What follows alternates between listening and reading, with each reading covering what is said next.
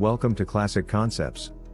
We are going to look at how Apple is making great products from avoiding the Bozo explosion, and understand the concept of Russian nesting dolls.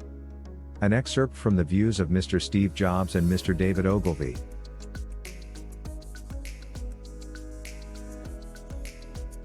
First of all, what is meant by a bozo? René Descartes? No. He is not a bozo but is credited with the famous quote cogito ergo sum, which means people exist because they think. If you don't think, you don't exist. Just ruminate on this for a while. A bozo is someone who has a relatively lower IQ or competence compared to his reporting manager.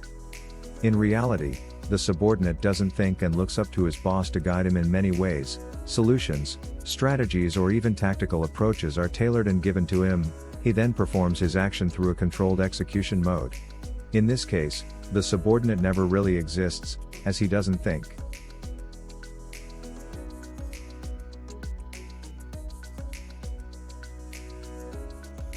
Now let's look at two types of categories, the A category and B category. The A category manager recruits someone who is equal or better than him. This further trickles down into a perpetual recruitment of A or A+ employees, thus moving to an infinite pool of exceptional talents, that builds a high-performance work environment. These managers and employees ensure a balanced and logic-driven workforce, that lead to amazing results. This is similar to Rangabhumi concept of Bhagavad Gita, a world created by observation, evokes insight, hence affection, for we empathize with other employees. Life becomes a performance on a stage, Rangabhumi, aim to nourish and comfort the other, while deriving nourishment and comfort from their delight. Krishna's performance, Leela, leads to him being worshipped as Ranganatha.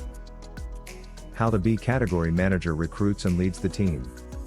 Thus leading to recruitment of level downs that leads to hiring of deteriorating quality of employees, thus making the workplace highly toxic and vitiated.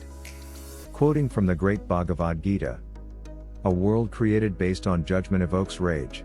Life becomes a battleground, Ranabhumi, like Kurukshetra, where both sides feel like victims, where everyone wants to win at all costs, where someone will always lose.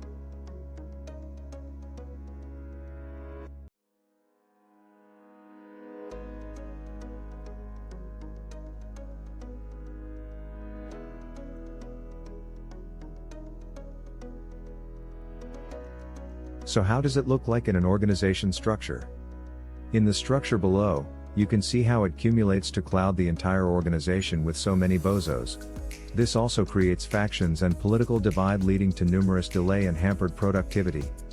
When bozos hire other people, they prefer to hire bozos. As entrepreneur, and bona fide Steve Jobs' coattail rider, Guy Kawasaki explains, B players hire C players so they can feel superior to them, and C players hire D players. Lo and behold, entire divisions are soon swarming with hordes of bozos.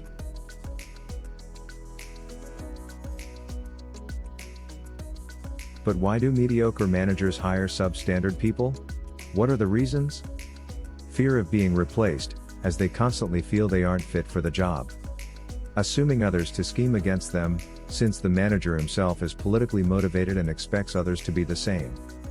High implosion, leading to emotional outbursts or public shaming of subordinates. Everyone is making fun of me syndrome. Hence, a person who has made it to managerial level, tries to get people who are known to him, indulges in nepotism and have a clout that can do anything he asks for.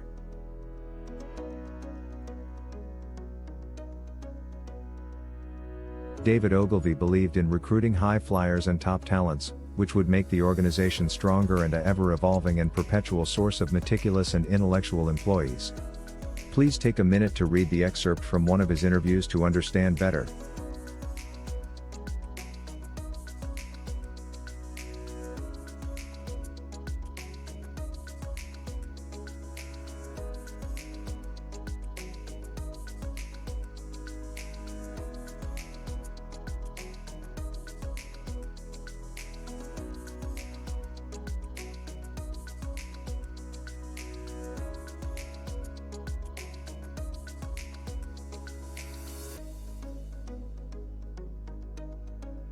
Please do like, subscribe and share this video.